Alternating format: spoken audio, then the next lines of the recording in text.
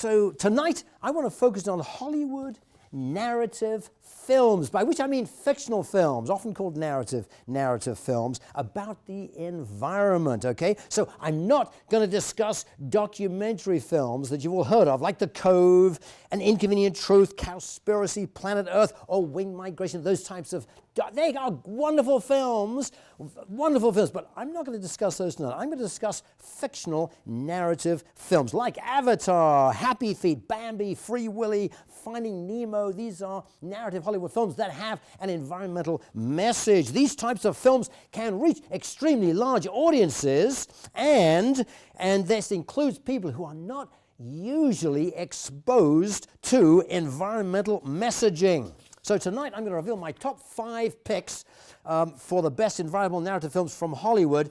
But first, I'd like everybody to stand up, find someone you do not know, and discuss Hollywood movies. Don't talk to the same person. Do not talk to the same person. I'll come around the room and check. Do not talk to the same person. Find somebody new. You can move around the room and talk about, I'll give you 2 minutes for this, talk about Hollywood movies you've seen and enjoyed and recommend. Go. That's just what I love to see. By the way, it's all great gravy to come tonight. It's snowy and rainy, and there's threats of snow tonight, and still you came. That is really, I really appreciate it. I was saying to Gail earlier today, it's going to be embarrassing if just me and her sitting here tonight. Yeah, right. So, anybody have any thoughts? Anybody thoughts about Hollywood films that they've seen and liked? Want to say? Anybody like to say? Yeah. So I have a 3-year-old, so all I watch is Moana, pretty much. So as far as Disney movies go, I think that one does have a good, responsible environmental message. Yeah, very good. Yes, Emily. When I was in high school, we watched Interstellar for my environmental science class. Interstellar. Yeah, it has some kind of underlying message about the environment. Very good. Okay, I haven't seen that one. Anybody else? Yeah. Who has? Yes. Yeah, Bill. Wall-E. Say again. Wall-E, yes. You say Wall-E or Wall-E? I don't know how to pronounce Wall-E. Yeah. Very popular, well-liked film. Anybody else? Any other? Yes. We decided that The Martian would probably fit into the theme since he grows plants out of almost virtually nothing, just The Martian. manure. Okay. Did you see it? Yeah. No, I didn't see it.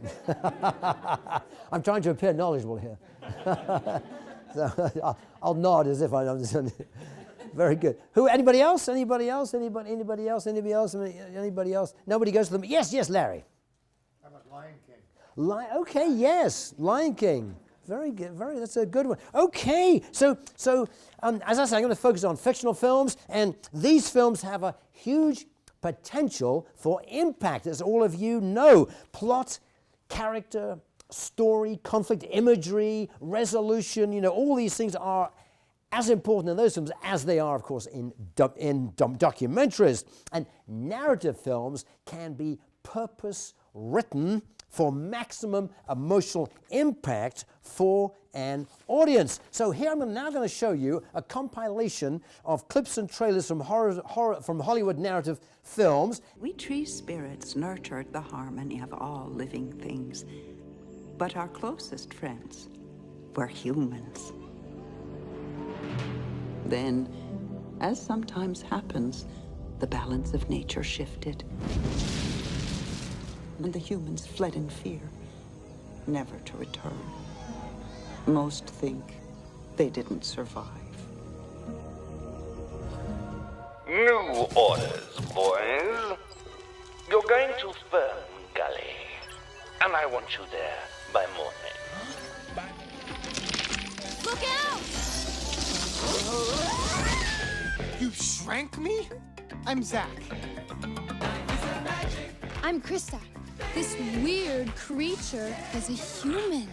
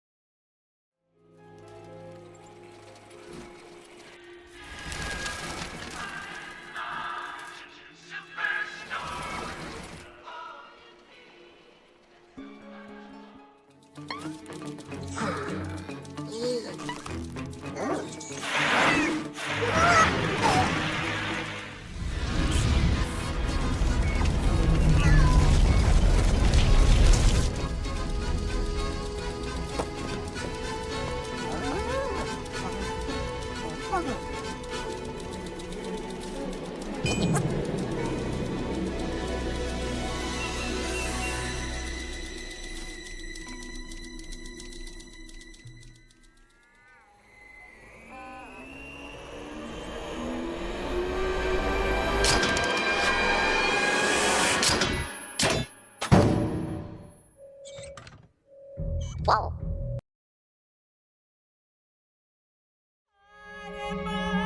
A long time ago, my ancestor Paikea came to this place, on the back of a whale. Since then, in every generation of my family, the firstborn son has carried his name and become the leader of our tribe. Her name's Spike. No. Not that name. My name is Paikea Apirana, and I come from a long line of chiefs. You better come have a look.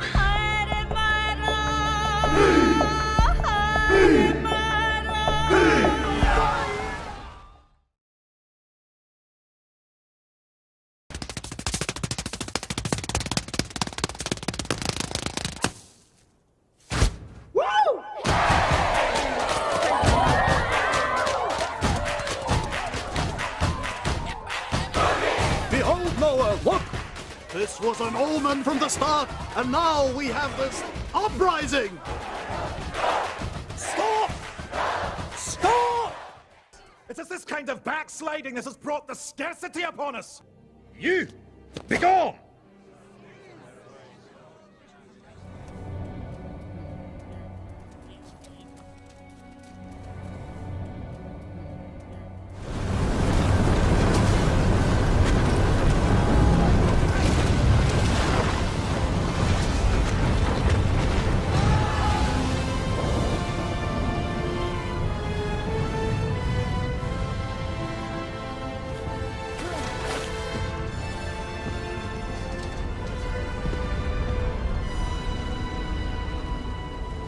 What you talking about? I'm gonna stop them taking our fish. How you gonna do that, Mumble? Adios, amigo!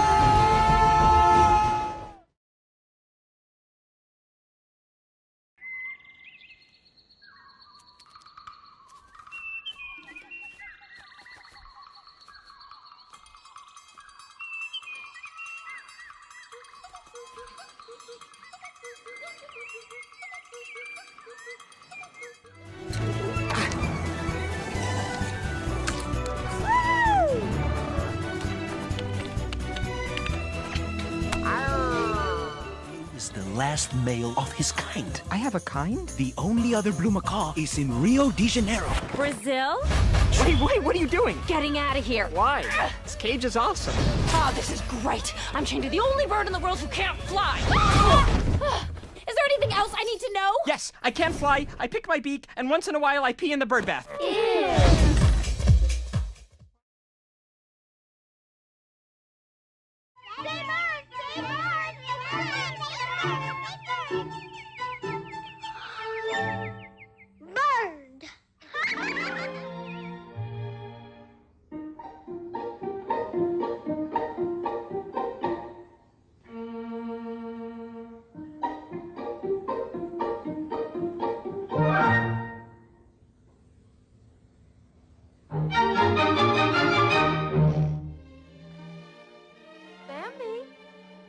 Bambi, come here.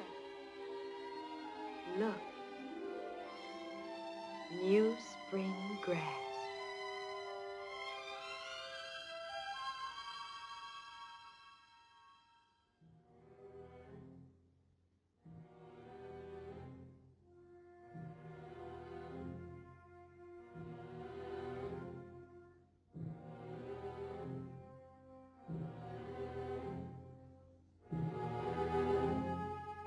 Bambi, quick, the thicket.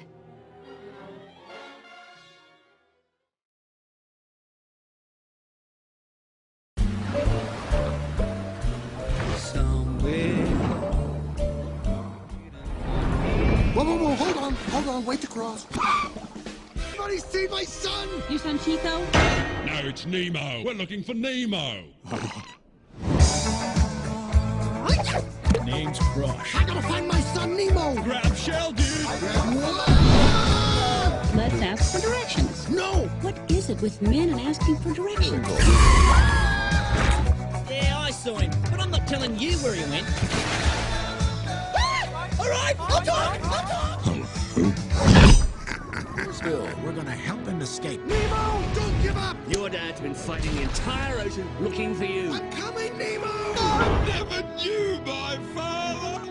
Come on. Good night.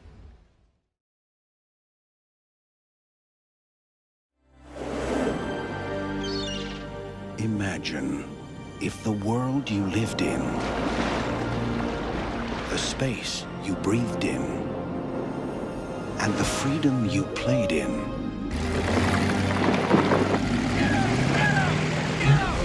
was suddenly taken away.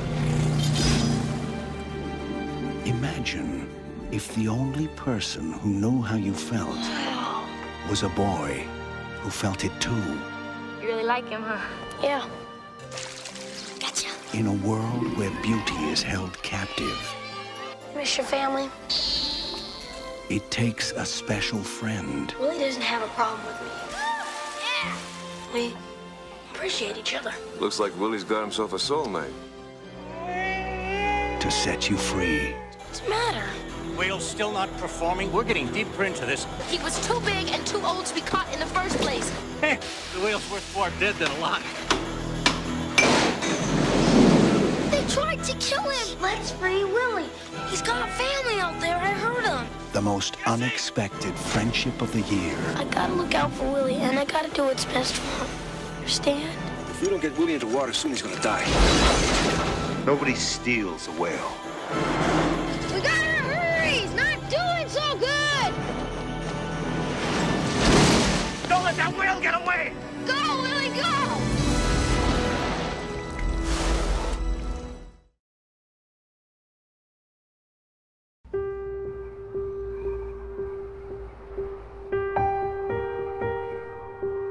Ugliest sin out here. It's pure white nothingness. Where's my welcoming party? You doing? You don't need the others. I'm not gonna sign something just because you need me to. That's the wrong answer. The world we grew up in is changed forever. There is no way home.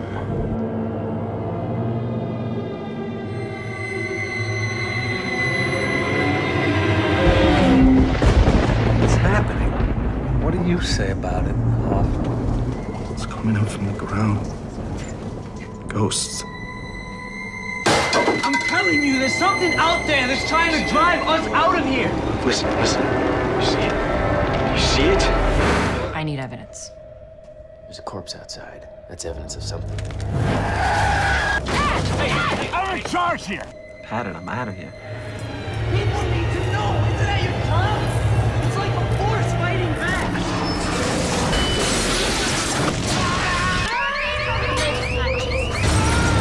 You want to come along, that'd be fine. Use your help. We better get going.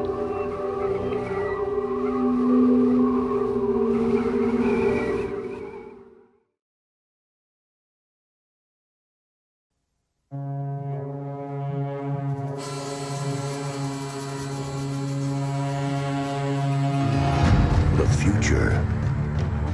The polar ice caps have melted, and the Earth lies beneath a watery grave.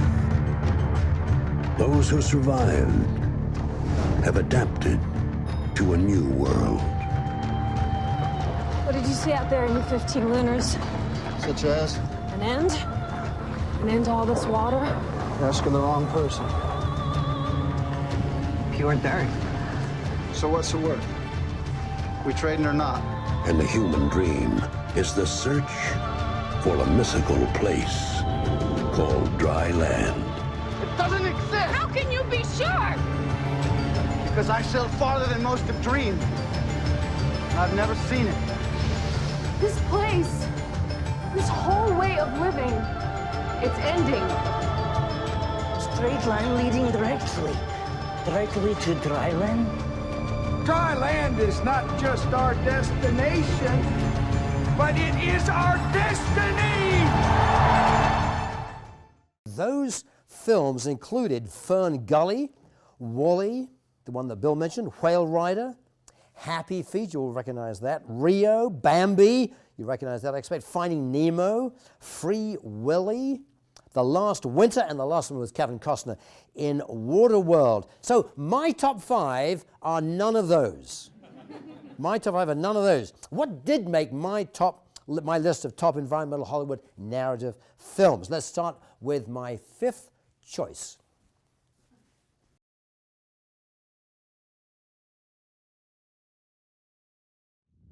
The China Syndrome.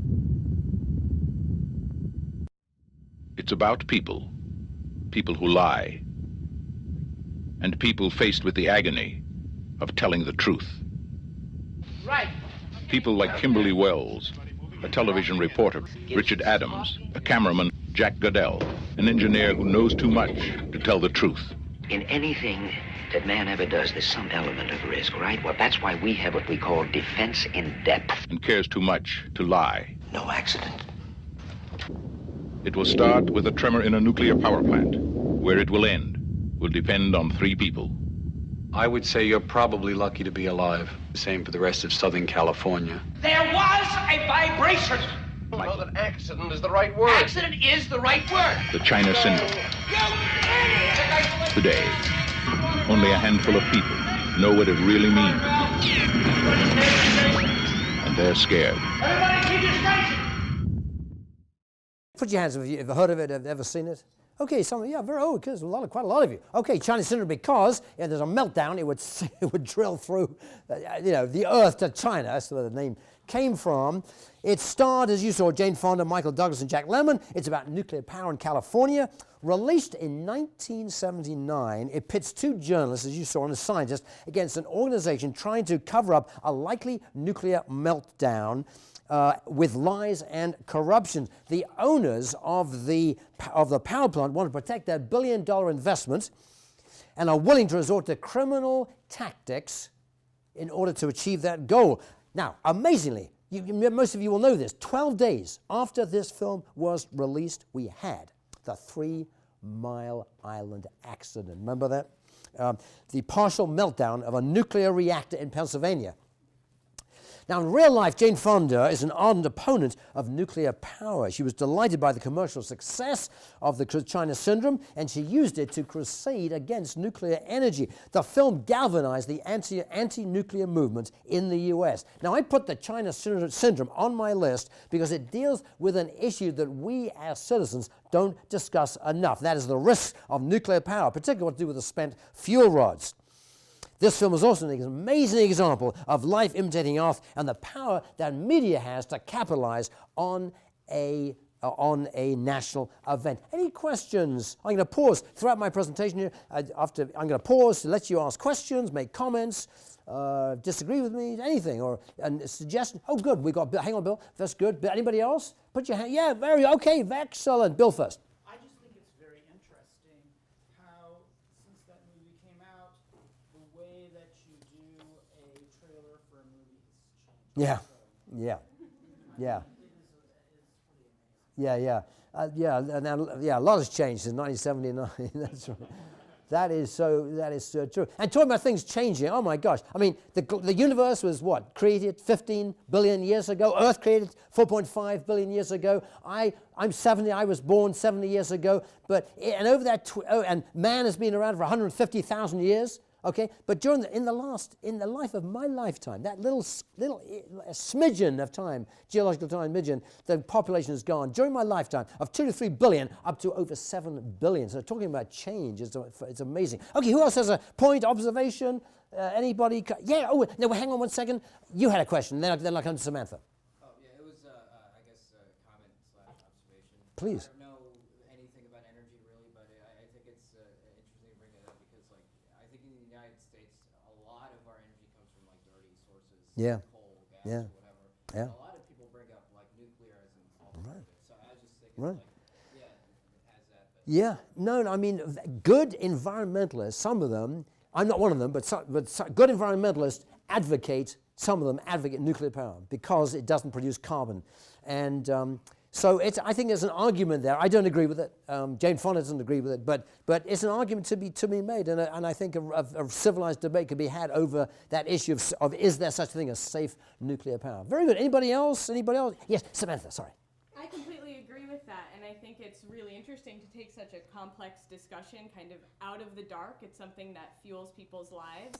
I'm from New York, and a lot of my power came from the 3 Yeah. Mile Island Right. nuclear plant. Right. And I hated nuclear power when I was, a young college student, and then I learned more about it, and I was like, this is a more complicated discussion. Yeah. There's so many bad things. There's things that might be helpful, but it's better to take it out of the dark and into Yeah. a way people can understand and Yeah. think more about the topic. Yeah, very good. Samantha, everybody, a former student, so proud of her. Okay, very good. Let's go on to number 4, my 4th choice. Okay, let's play my 4th. You Jake Sully? I'd like to talk to you about a fresh start on a new world. Ladies and gentlemen, you are not in Kansas anymore. You are on Pandora. We have an indigenous population called the Na'vi. They are very hard to kill. This is why we're here. Because this little gray rock sells for 20 million a kilo. Their village happens to be resting on the richest deposit, and they need to relocate. Those savages are threatening our whole operation. We're on the brink of war, and you're supposed to be finding a diplomatic solution. The concept is to drive these remotely controlled bodies called avatars. They're grown from human DNA, mixed with DNA of the natives. Marine in an avatar body. That's a potent mix. You get me what I need, I'll see to it you get your legs back. Your real legs. Hell yeah, sir. Just relax and let your mind go blank. It shouldn't be hard for you.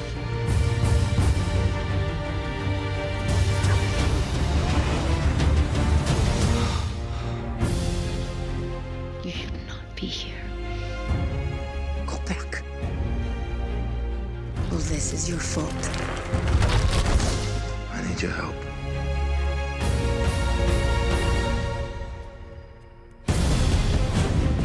You forget what team you're playing for? The strong prey on the weak, and nobody does a thing. You've got 1 hour. You knew this would happen? Everything changed.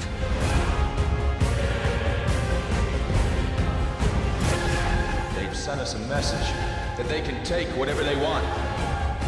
But we will send them a message that this is our land.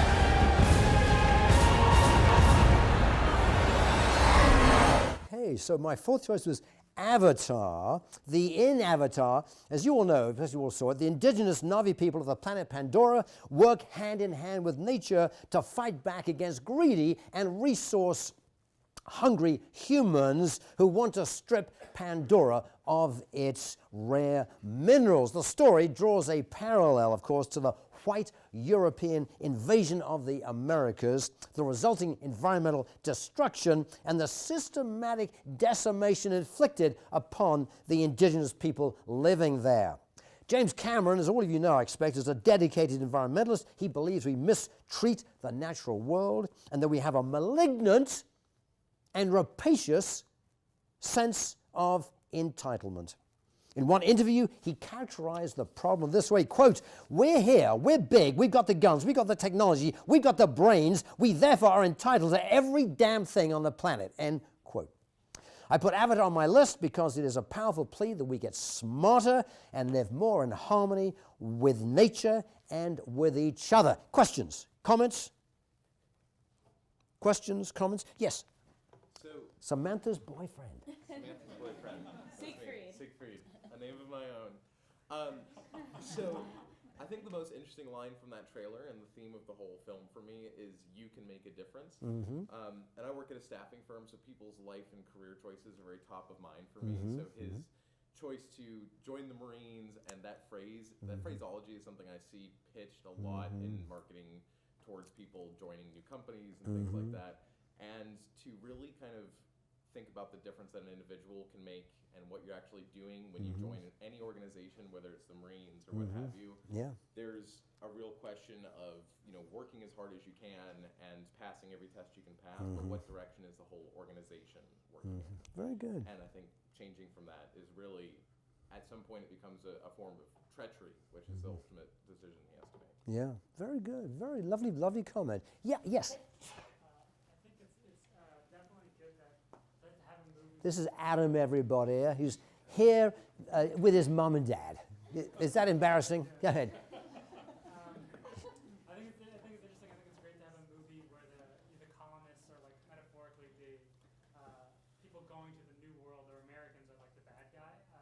Yeah. that metaphor.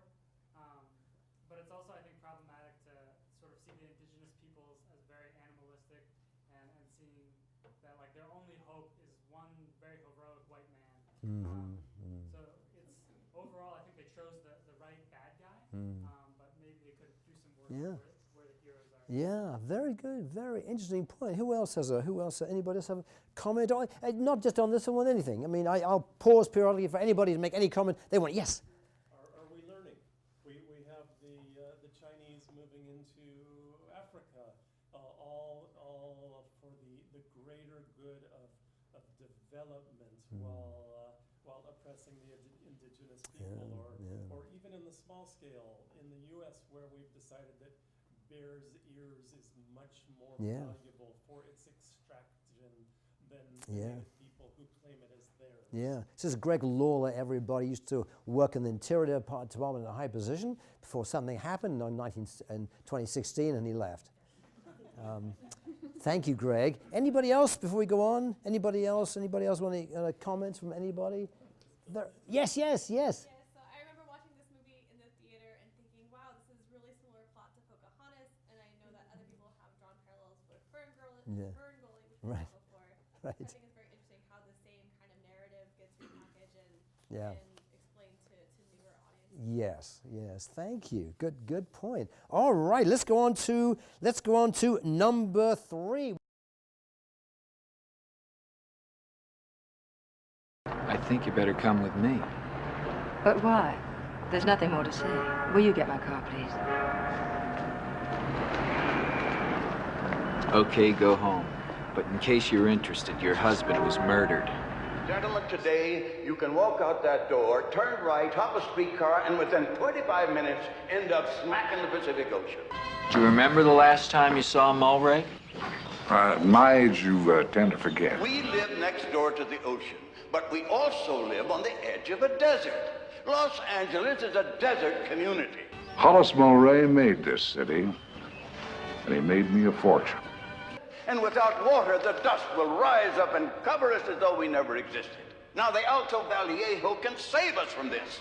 Get away from her! Get away! Evelyn, please, the boat. Come to my... Get away from her! Evelyn! How many years have I got? She's mine, too. She's never going to know that. Evelyn, put that gun away. Let the police handle this. He owns the police!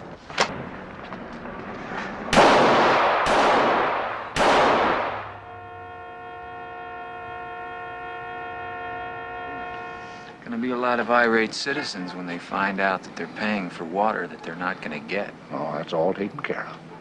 See, Mr. Gitz, either you bring the water to L.A., or you bring L.A. to the water. So that's Chinatown. In 1974, this film classic starring Jack Nicholson, Faye Dunaway, and John Huston, a private detective hired to expose an adulterer finds himself caught up in a web of deceit, corruption, and murder. The plot is based in part on real events that formed the California water wars, in which William Mulholland acted on behalf of Los Angeles to secure water rights in the Owens Valley. Now, I put Chinatown on my list because it is a strong story depicting abuse of power and the corrosive effect that unalloyed greed can have on something as essential as our water. It's an especially appropriate choice because water issues throughout the West are only going to get worse under climate change and on the unseemly never-ending population growth. Questions? Comments? Yeah, oh good, Kira, hang on, Kira, very good. And who else has a question? Comments, anything you'd like to say about anything? It doesn't have to be about this film. Anything?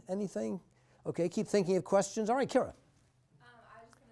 This is everybody, this is Kira Zimmerman, another wonderful student here. I've watched Chinatown in multiple film courses, and we've never discussed the environmental implications of the film. Really? We talk about the cinematic significance. Really? Interesting. Okay. Thank you, Kira. Anybody else? Any comments, questions? Yes, Samantha.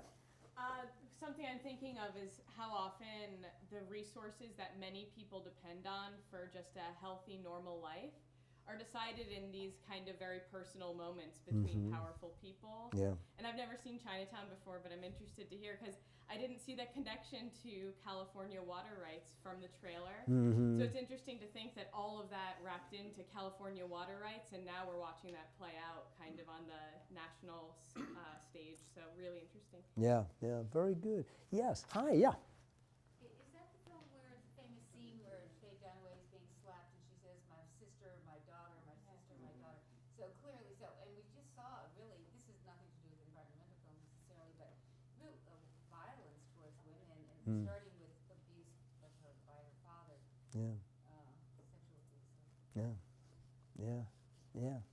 Anybody else? Any other comments from anybody? Anybody like to say anything? Yeah, anybody else?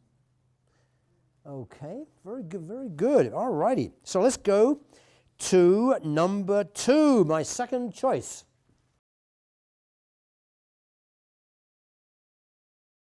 I'm smart, I'm hardworking, and I'll do anything, and I'm not leaving here without a job.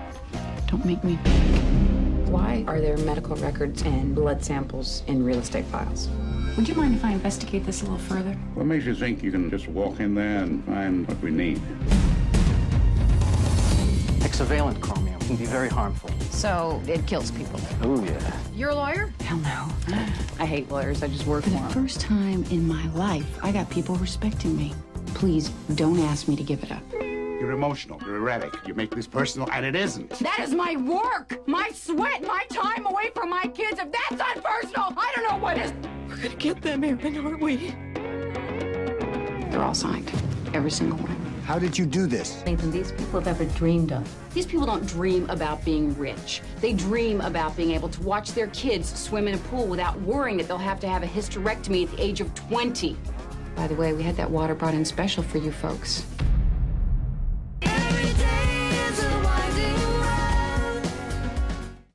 So, Erin Brockovich, yes, it's a good movie.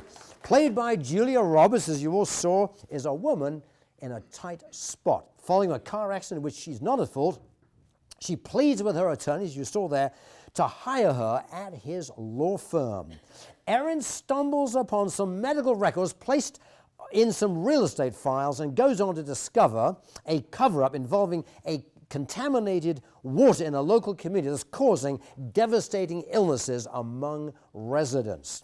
The film is, as you all know, a dramatization of the true story of Erin Brockovich, who fought against the Pacific Gas and Electric Company. Now, Hollywood could have made a documentary about Erin Brockovich, but by dramatizing her true story and adding major star power in Julia Roberts, the film reached a much bigger audience. I put this film on my list because it draws attention to the importance of citizen activism and to the impact that one person, in this case a single mother, working mother, can have on the world. We should all be inspired by the example of this one dedicated voice to bring attention to an issue that big business was trying to sweep under the rug. Questions?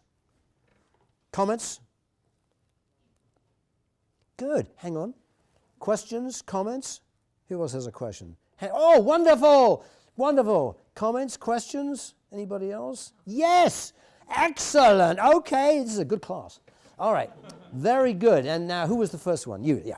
It certainly brings to mind the current situation in Flint, Michigan. Yeah. And one would only hope that emerging figures such as Erin Brockovich Yeah. Yeah. Thank you. Good observation. Yeah. Joe. Different areas around frack gas operations where people, you sometimes see those videos of people lighting water as their faucets on fire. Yeah. I feel like it's interesting that those tend to stay pretty localized, at least in my experience. Like I kind of recently found out that was happening near my hometown, and then a friend for an environmental class looked at their own hometown and was finding that as well. But I feel like we don't really see kind of the contamination that happens near fracking blowing up the way climate change does. Yeah. I'm curious what you think about that. Yeah. Yes. Thanks, Adam. Very good comment. Hang on, Mike. Who else? There's someone else had a question. Yes, you. Then we're good. Comment. My kids brought this home when they were in middle school Yeah. to watch, and I can't tell you how many times we all watched. Really? You enjoyed it? Yeah. Got a lot out of it. It's great. That's great. Mike. I never saw the film Silkwood, but is there a parallel message here? Parallel message to. The film Silkwood, Karen Silkwood. Oh, Karen Silkwood. Sorry, I misheard. I didn't hear you say that. Karen. How many of you seen Karen Silkwood? Yeah, I think there is a parallel message. Anybody else want to like to comment on that? I think we've got you got to, you know, it's citizen activism, the same thing. It's very, very good. Two very, very good people. Anybody like to comment on Silkwood versus Erin Brockovich? Okay, yeah, good point. Thank you, Mike. Yeah, good comment. Anybody else? Good comments. Anybody else?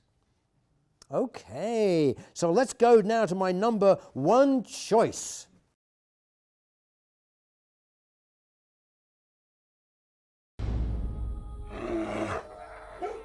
What's gone into them? They're all worked up today. And something extraordinary. Extraordinary and disturbing, that is. You recall what you said about how polar melting might disrupt the North Atlantic current? Yes. Well, I think it's happening. The government has to start making long-term preparations now. Jack, all you have is a theory. It's been raining like this for 3 days now. Mr. Vice President, if we don't act now, it's going to be too late. I'm afraid that time has come and gone, my friend. What can we do? Save as many as you can.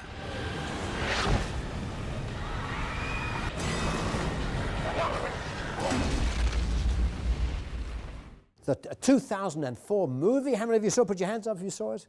Quite a few of you. 2004 movie, The Day After Tomorrow, is loosely based on the theory of, quote, abrupt climate change. The plot of the movie is that because of global warming, our planet's ocean currents, which act as you all know, as a global air conditioner, shut down, heating up the tropics and cooling the North Atlantic.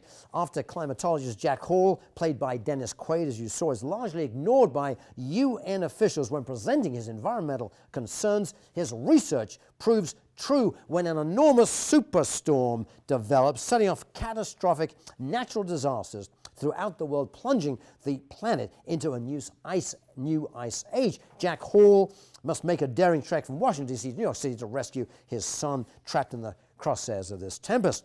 The film sparked heated debate when it was released and was criticized, rightly, for its scientific inaccuracy.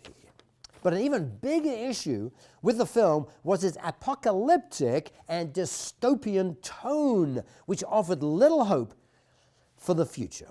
The recent film Geostorm, put your hand up if you saw Geostorm, came out in October. Geostorm, anyone? Okay, that's a big success.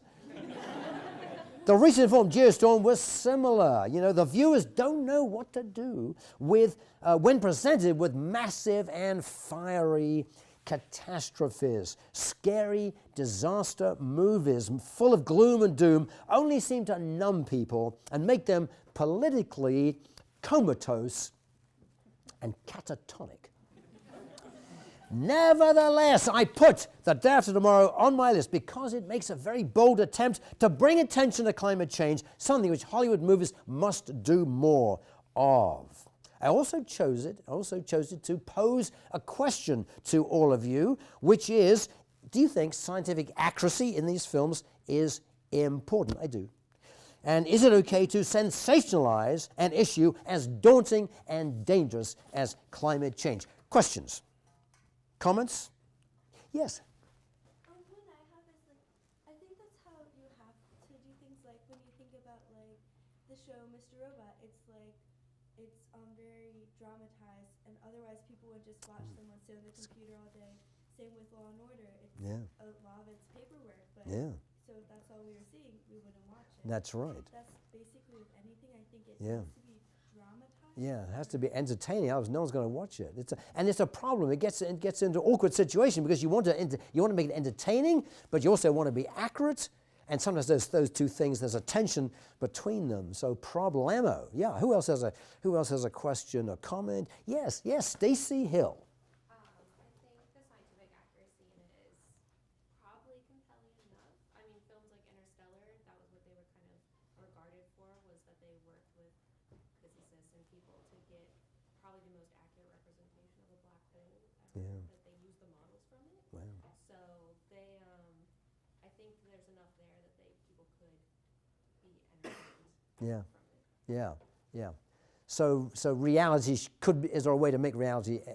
There is a way to make reality entertaining. Good point, Stacey. Anybody else? Yes. Well, if facts and evidence. This is Richard Connor, right? Richard Carroll. Richard Carroll. Sorry, he's an adjunct professor here. Richard Carroll. Spur you to adequate action anyway. Why not take some cinematic license and jar people? Yeah. That's a very that's yeah. That's a yeah. No, it's a very persuasive. I find that cogent. I agree. Yeah. Yeah. Very good. Thank you, Richard. Hang on just 1 second. I'll come back to you. Yes, you first. How much of this looks to people like a game? There's so much in the gaming world that's apocalyptic. Yeah. And I wonder if people see this as something that's just more fun and games to watch. Yeah. It's a very perceptive question. Very perceptive question. Bill, hang on for 1 second. We'll go to you next. You. Yes. No, you. Married to Richard. Richard's wife. Well, you showed some animated films in the beginning of this sequence of your lecture. Do you feel that those are more, those strike at more of the heart of people than these apocalyptic films? These disaster movies. I think they can. I mean, there's no. You don't have to look. You don't have to assess. People who you're trying to Yeah. educate. Yeah. I think you have to assess each film on its own merits. I mean, there's no you can't. I don't think you're supposed to make a generalization at that point. But I think a lot of them are more persuasive. But given Waterworld, which was a disaster. Yeah. And this last one you showed, which I don't think was very popular. Right. Did you say Nemo was more popular? Yes, it was. Yes, it was. Yes, it was. And it. Well, moderately, yeah. Okay, very good. Okay, and you had a question? Watching the trailer from Day After Tomorrow, one of the things that reminded me of, which was not an environmental film, but they had, I see a little parallels in them, is the original Planet of the Apes. Mm-hmm. The destruction of New York, and at the end of Planet of the Apes, you discovered that New York was there, they were on Earth, and it was destroyed, and it was done by humans through war, something that they did to themselves. But this movie kind of shows something that is a disaster that we are kind of causing, though more gradually. And it has dramatic effects on what the future of mankind will be dealing with. Yeah. Thank you. Anybody else? Anybody else? Yeah. Yes. Yeah. Oh, and then Seb. Sorry. Okay, go ahead. Just one of the themes that I've noticed so far is that a majority of these films, maybe I haven't seen enough, but they tend to focus on the global north. And I think maybe focusing more on the global south would be a lot more, maybe more compelling, just because people don't know much. Yeah. I'm just generalizing here, of course. Yeah. But a majority of the population probably doesn't know as much about the climate change issues in the south as in the north. Yeah. So maybe that'll help bring in more people. Yeah. Very good. Thank you. Good point, Seb.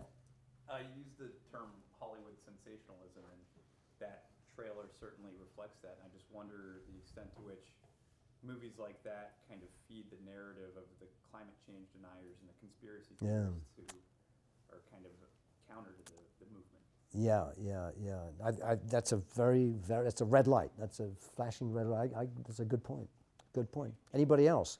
Yes, Bill. I just worry that Hollywood likes to make movies like that, likes to use the technology to make it look like New York is coming apart, and it's I just worry a little bit that what happens when people have seen so many apocalypse movies that it no longer the real apocalypse no longer seems like a big deal. Yeah, they become desensitized in some way. Yeah. Very good. These are all very good points. Yes.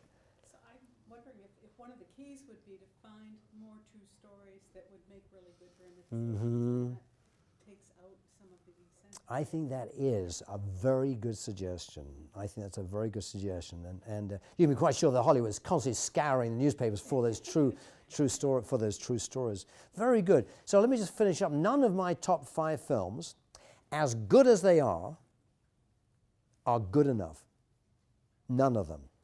They are often missing one or more of 6 key ingredients. 1, riveting stories. 2, accurate science. 3, high stakes. 4, compelling and relatable characters who give us hope.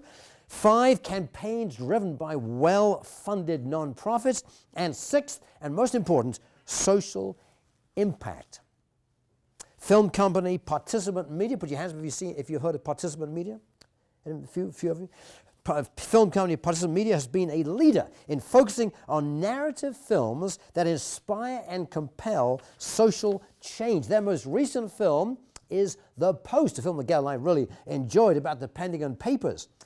It was founded in 2004 by Jeff Skoll, that's S-K-O-L-L. Participant Media combines the power of a good story, well told, with opportunities to drive large-scale social impact across the board, the globe.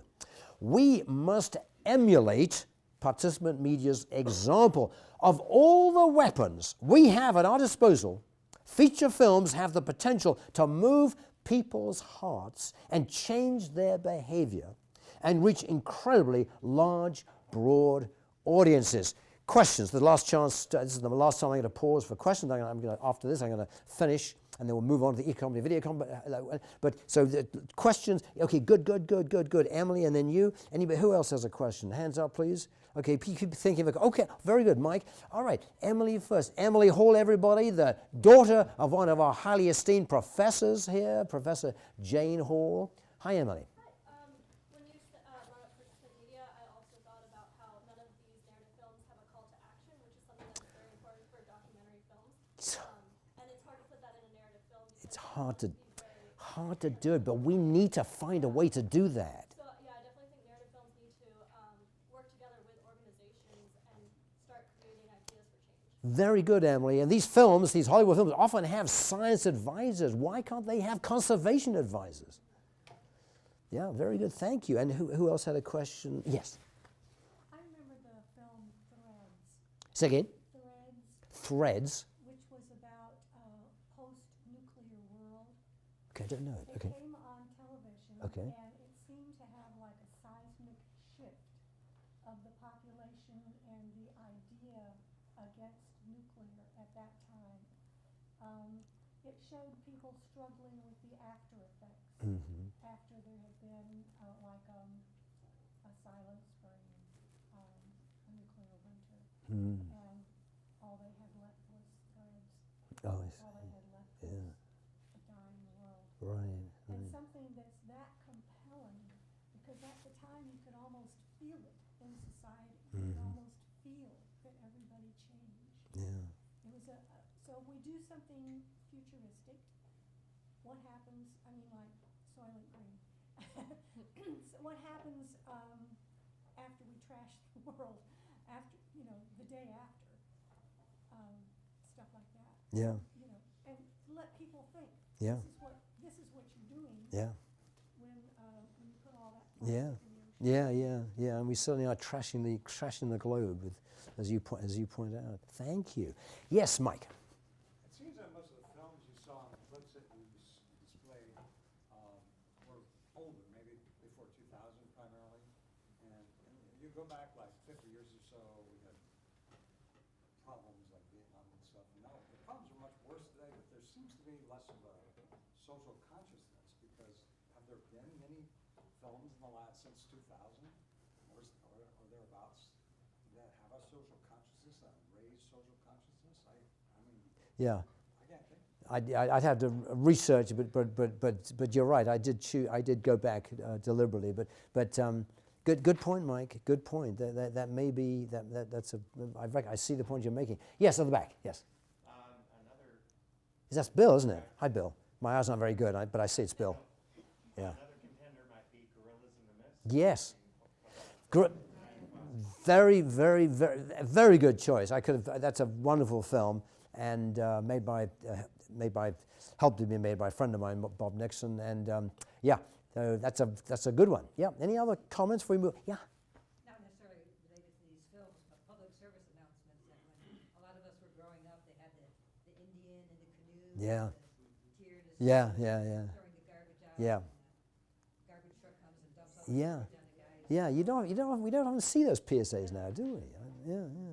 Yeah. Mike. Also, even in venues like the Environmental Film Festival, I've noticed that there have been sort of corporatized films or films backed by corporations which tend to slip a message in there that's very anti-environment, yet people, because it's so slippery done, people are convinced. Yeah. I'm thinking of a film last year called Food Evolution, which was done by a professional producer, but it was financed by the agricultural industry, and that wasn't advertised at all. Yeah. I mean, it was kind of slipped in. Yeah. And it actually convinced a lot of people. Really? Yeah. You should be troubled. We should be troubled. We should know because who finances films has a big impact on the message. They're very, very good. Yes. Well, this may be a real reach, but I'm thinking of the movie Black Panthers. Okay, I have not seen it yet. You've not seen it? I've not seen Yeah. it. The only one in the room who hasn't seen it. Without giving away any spoilers, there is Wakanda does seem to have a balance between respecting the environment and having a very high-tech, very advanced high-tech way of life. So I think that would be an Interesting. one to see. Yeah. and think about. Yes, thank you. All right, so I'm just going to finish now.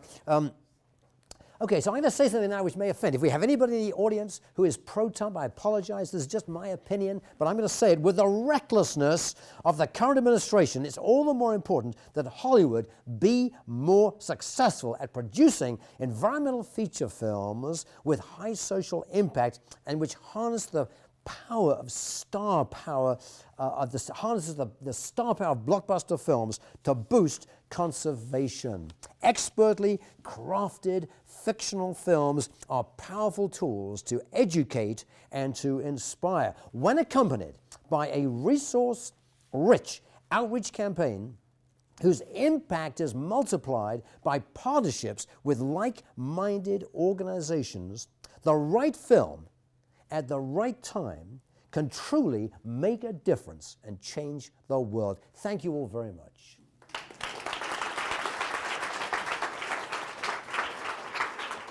Okay, so we are going to segue right into the 2018 Eco-Comedy Video Competition. To encourage environmental and wildlife filmmakers to use more humor, 10 years ago, the Center for Environmental Filmmaking, which I founded and head up, launched the annual Eco-Comedy Video Competition, open to everybody, not just students, but everybody. 4 years ago, we proudly invited the Nature Conservancy to join us on this project, and we are delighted to have TNC as a partner. And one of the key leaders, Sav Smith, is here, and as I pointed out before, I'm going to have him come up here in just a moment. For the most part, environmental filmmakers are dour and cheerless, and this hurts their ability to reach people. The goal of the Eco-Comedy Video Competition is to change that. Paradoxically, comedy can encourage people to take environmental challenges more seriously. Tonight we want to announce the winner, finalists, and honorable mentions for 2018, and we're going to play them for you. But first, I want to have all of us applaud all those who submitted, whether they won or lost. So first of all, stand up, please. If you were involved in any, even it doesn't matter if you didn't win, but if you were involved in any making a video for the Eco-Comedy, please stand up. Anybody? Yes. Adam, yes. Tim, very good. Tim, and you must be Stephanie Brown. Okay, Stephanie, very good. So anybody else? Just these three? Okay, very good. So we had excellent submissions, and the judges had a very hard task. I want to thank, is Robert Boyd here yet? Robert, are you here in the audience? Robert Boyd, I want to thank Robert Boyd, one of my TAs, for running the competition and doing an excellent job. And also Whitney Hall, who's not here, is a colleague of Sav and Bridget's, and she was wonderfully helpful as well. So Robert and Whitney, we thank you. This year we had about 40 short films were submitted from all around the world. They offer us an opportunity to view serious environmental issues through the lens of laughter. I'd like to invite Sev to come up here now on the stage. Sev, come on up to say a few words of welcome. Let me just introduce him. Sev Smith is the Director of Communications for the Maryland and DC chapter of the Nature Conservancy. His main charge is to tell the stories of the compelling and transformative conservation and science work happening from the Chesapeake Bay to the Central Appalachians. As the father of 2 young girls, he's passionate about working for and raising awareness for an organization, that's TNC, for an organization that strives to leave behind a better world for future generations. Sev, would you like to say a few words? Sure, yeah. Happy first day of spring, everyone. One of the rare people who really love cold, snowy winter weather. I'm actually ready for warm weather myself, so hopefully this is the last of it. As Chris mentioned, I'm the Director of Communications for the Maryland and DC chapter of the Nature Conservancy, so we work right here kind of in AU's backyard. And my job is to really tell the stories of all the on-the-ground conservation and science work that's happening from the Central Appalachians to the Chesapeake Bay. And I love my job. And it also, you know, as a professional storyteller in this space, it is just a natural fit for me to work with Chris and to work on this eco-comedy video competition, because that's really what the amateur filmmakers are doing. They're telling stories about these serious issues, kind of using a humorous tone. And for me, it's just really inspiring, especially to see the submissions from a lot of the really young people and their really just grasp of these issues and knowledge and awareness. So we're happy to do this for the 4th straight year. And thank you. We'll watch some films. Round of applause for Sev Smith, everybody. Thank you, Sev. And I want to point out Bridget Moynihan. Bridget, will you stand up a second, everybody? This is Bridget Moynihan, who works with Sev. Bridget Moynihan, everybody. Let's give a round of applause for Bridget. And Bridget has a table outside with lots of information about the Nature Conservancy. It's a wonderful organization, really worth supporting. So if you, on your way out, just pick up any literature and other things that Bridget has on the table out there. All righty, so now it's my pleasure to show you the videos. I'm going to show you the honorable mentions and the finalists, and then I'm going to bring Sev up for the grand winner. And then we'll also show you the People's Choice Award. So let's start. We'll start on the videos. We're going to start with the honorable mentions. We have 2 honorable mentions, 4 finalists, and then the grand prize winner. So we're going to start with the honorable mentions. And the first one is called EPN, Environmental Protection Ninja. And it's by Malcolm Washington. I don't think Malcolm is anybody connected with this film in the audience. I don't think so. All right, so we'll play EPN, Environmental Protection Ninja. Okay, thank you. The environment supports the life of every living thing on Earth. We rely on the environment for life. When it is protected, we are assured better health, food, quality of air, and so much more. As a shinobi, I've faced many adversaries without the slightest preconception of fear. However, there is one thing that I fear: the wrath of a scorched and extirpated Earth. As the late Professor Wangari Maathai said, if we destroy the environment will destroy us. In this world, there are those that don't care about the condition of the planet we live on, and through their negligence and corruption, our beautiful planet is being destroyed. That is why I've joined forces with the EPA and made it my life's mission to fight for the protection and conservation of the planet Earth and its resources. Now we go to the second one, which is called The Gum, produced by Itir Sisek, and I think Itir, I know, is not here. Yeah. So, okay, we'll play The Gum next. Thank you.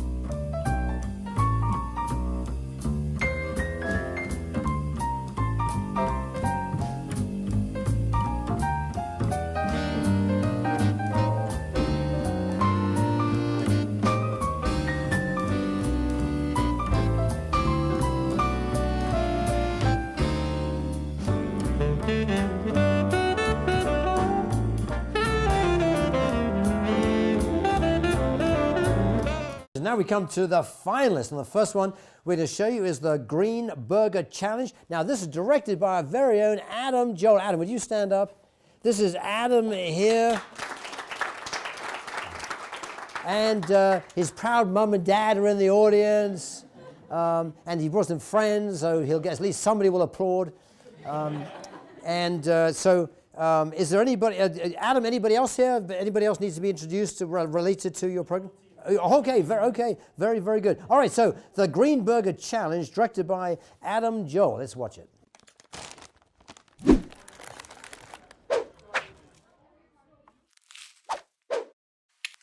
Nico, what's in that sandwich? Veggies, guacamole. I get it. Veggie sushi, veggie sandwich. Let's all eat vegetarian food and make Adam feel guilty about the environmental impacts of eating meat. Nice try. Dude, we're just trying to have our lunch. Sure. Guess what? Your plan's foiled, though, because I'm just as much of an environmentalist as you guys, even though I eat my meat, okay? Right. Okay, great, Nico. No, I expected this from them, but not from you. You challenging me? Challenge accepted. The Green Burger Challenge. I will not eat this hamburger until I conserve as much energy and water as you vegetarians just did with your choice. Let's see. Cows fart methane and eat crops. Crops require a lot of water, and so do the cows. So sources differ on this, but I think I'll need to conserve about enough water to shower for a month and enough greenhouse gas emissions to drive 10 miles. And until then, I won't eat this burger. Whatever, Adam. We should get going. We're at the party. You're driving. I'm walking. Look, man, you can eat whatever you want, no judgment. But the apartment is like 10 miles away? Yeah. Perfect. That's exactly how much energy I need to conserve. You guys conserve gas your way? That's like a half marathon. I'll do it my way. Okay, bud. Carnivore style. Good luck. Bye. Just you and me, buddy. We got this.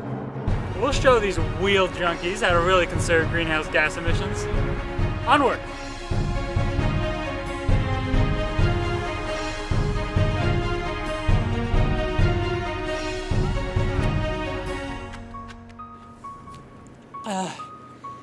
Saving the world, carnivore style.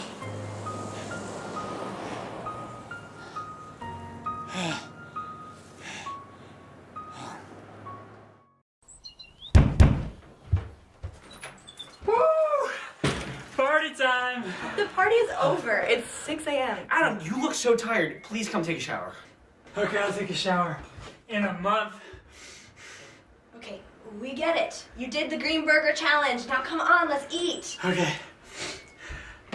Finally. Leftover pizza. Oh, veggie pizza. Ah, sausage. You and me, buddy. Saving the world. Carnivore style.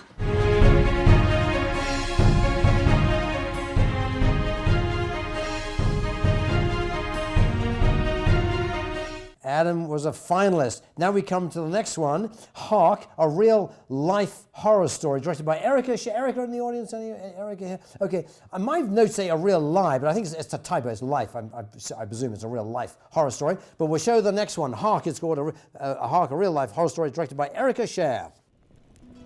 Hark! Can you hear it? The American dream, your destiny, manifest. Be bold, be wild, be you. You are mighty beyond your wildest measure. Do you know how your genes are made? Like, do you have any idea? Probably not. This is an ode to the conquerors, the adventurous, marvelous youth. An ode to you. Side note, those jeans you're wearing traveled halfway across the world in a container ship fueled by some of the dirtiest fossil fuels. Ah, the jeans are travelers, just like you. You can't be held down. You are free, unrestrained. There is no one who can stop you. Just like there is no one holding the fashion industry accountable for its carbon emissions. Wow. The fashion industry is responsible for more than 5% of global climate pollution. And that number rises every year. Oh man, oh woman, oh the naked barren swaths of land. Oh to hide dirty secrets.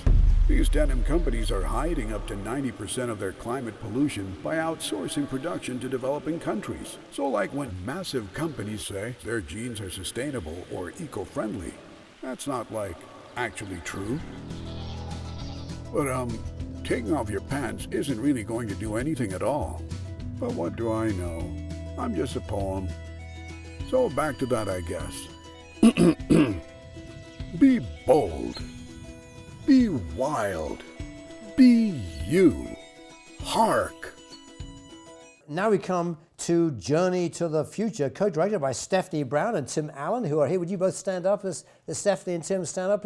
Tim's a former colleague, a student of mine. Yes. Called Journey to the Future. And all right, well, let's look at this. Another one of our finalists.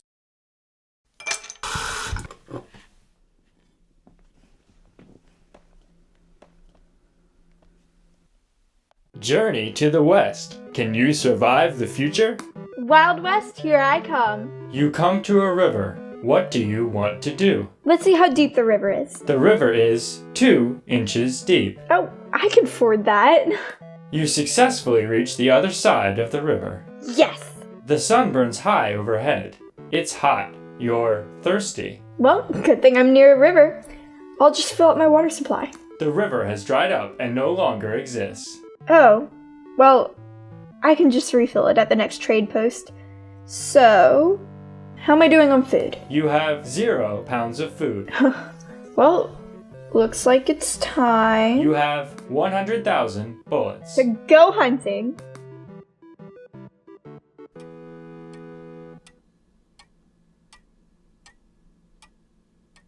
Okay, I guess there's no game in this area. Better move on. You bring back 0 pounds of game. I noticed. Thanks. All of the animals have gone extinct. Extinct? You are starving to death. Whoa, already? You spent all day in an empty field in the sun. Okay, good point. Options. You find some wild apples. Yes, now you're talking. They're made of plastic. All of the real trees have been cut down. I don't think that's ever happened before. Maybe there'll be better hunting here. There is nowhere to hunt. You are surrounded by parking lots. You are still surrounded by parking lots. Just more and more parking lots. It's so hot, you scream as your skin burns. The heat appears to be driving you mad. This is nuts. You're so hungry, so thirsty, so alone. You're running out of time. Man, that game was too intense.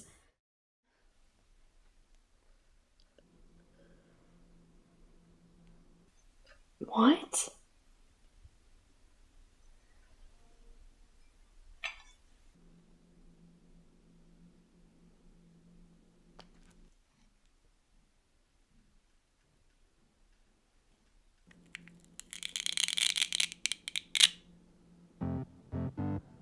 You have 0 remaining water, 0 remaining food, 0 remaining lives, 0 remaining worlds. Game over.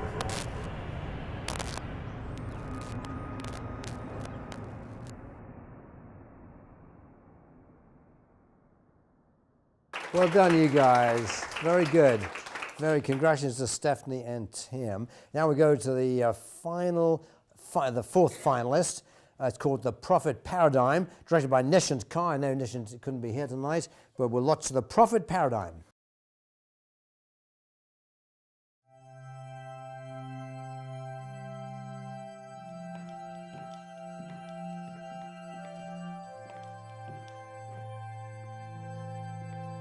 When I look out at the world, I can't help but think about the decisions we made all those years ago, and how different it could be today. It was in the 70s when we first learned that our business might be causing climate change. Like any concerned global citizen, we immediately conducted studies into the veracity of such claims. You can imagine how it came to us as an utter shock that climate change was real, and that the planet was heading towards a sixth great extinction.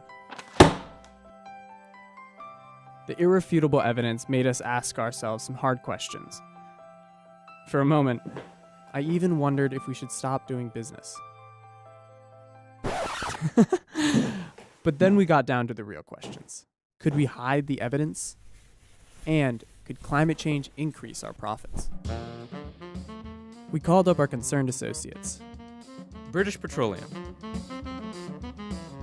Chevron, Shell. After a couple hasty board meetings, we decided that the answer to both questions was, undoubtedly, yes! If we could stall progress until the Arctic melted, we would unlock vast new reserves of oil. So we paid people to make up some science. Bought the media. And successfully confused the public for an impressive 40 years. Meanwhile, our bottom line increased by billions of dollars. But then we realized, you know what? We could do even better if we could eliminate regulation. That led us to a brilliant idea. Instead of bribing politicians, why not just become the politicians ourselves? Today, with Exxon CEO Rex Tillerson as Secretary of State, we are doing better than ever before. The 70s and 80s were a scary time, with our future at stake. But now we know we've only just gotten started. And hey, it's too late to stop climate change anyways, so why care? That's what I learned in school today. That's what I learned in school. What did you learn in school today, dear little boy of mine? What did you learn in school today, dear little boy of mine? I learned our government must be strong. It's always right and never wrong. Our leaders are the finest men, and we elect them again and again. And very good. Sev, would you come up and join me on the stage here for a second? And we're going to now, Sev and I are going to play for you the grand prize winner. And unfortunately, Theo Blossom and Robbie Price, who made it, are not here. Theo is in England and Robbie is in Switzerland. But we've got a little 30-second thank you from him. We'll show you in a minute. But Sev has a wonderful placard to give them, and the grand prize winner also wins a $2,000 prize from the Center for Environmental Filmmaking from TNC. So Sev and I'd like to play for you now. The grand prize winner is called At Humanity. Hi, is this Mean Tweets? Yes, are you Humanity? Yes, I'm Humanity. Great, let's take a seat. Brilliant. Okay, so we've already selected the tweets for you. Wicked, okay. You know what? I love this part of the show. Literally, it's my favourite part. Great, just look into the camera and read the tweets. Okay. So this one's from at Planet Earth. Humanity, you a dum-dum. Hashtag dum-dum. Okay, who's the dum-dum? Dum-dum. Next one, okay. Screw you. I'm an orphan thanks to your insatiable hunger for chocolate. I think you find there's no apostrophe in your. So how about you get back to class at the orangutan orphanage? Who is this? Next one. Doesn't say anything. How about I cut you down at the ankles, strip your skin, make you into a chair, and sit on your face? At Tropical Rainforest. This chair's made out of plastic, not wood. Right. What's the next one? Only a bit of plastic. Humanity. You look like you smell like whale semen. You produce 3 million tons of plastic a year and then toss most of it away. Thanks for our hashtag plastic-filled stomachs. Wow, these really are mean. At 100 million dead sharks a year. Dunda, dunda, dunda, dunda, dunda, dunda. Sorry, I think it's do-do, do-do, do-do, do-do, Da-da-da-da-da-da. F*** you. Hashtag shark fin soup. Let's see what the atmosphere has to say.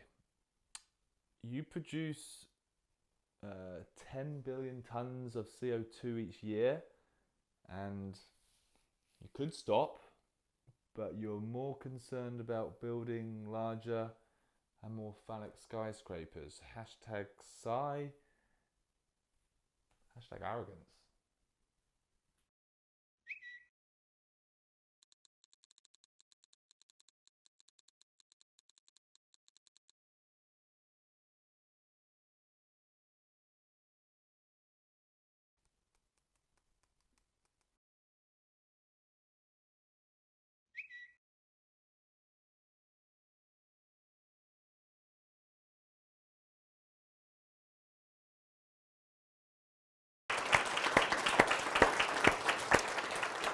And before Sev does the People's Choice, let's see the, we've got a little thank you from Theo and Robbie. Hi, this is Robbie, and he's in Switzerland. And this is Theo in London. Thank you for choosing our film as the grand prize winner. Now, obviously we're not locals, so we didn't think it was quite right to jump on a flight to come all the way over for the award ceremony. We're really sad we can't be there, but it didn't quite go with the message of our film. We wanted to get across the senselessly destructive things that humans have done and continue to do to the planet. And you know what? Humanity can do better. And it all starts with hashtag I can do better. Thank you and have a lovely evening. Thank you very much. High five. So Sev is now going to announce the People's, the Viewer's Choice, or the People's Choice Award. Yeah. Yeah, so for those of you who don't know, we kind of put together a panel of judges between PNC staff and Chris and his staff, and At Humanity was the jury's winner. I think I heard everyone laughing, so hopefully most people agree that it's a pretty funny one. But then we also open it up to online voting for all the finalists that Chris just showed here tonight. And the film that actually did get the most votes from the online community was Journey to the Future by Stephanie Brown, who's here tonight. Yeah. So, yeah. So, yeah, Tim and Stephanie, come on up, come on up. We've got a placard, plaque here for you. We need a picture. If you want to take a picture of it, here, turn around and let's have a picture here.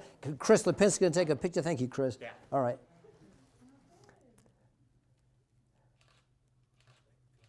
Thank you, Chris. Very good. Yeah.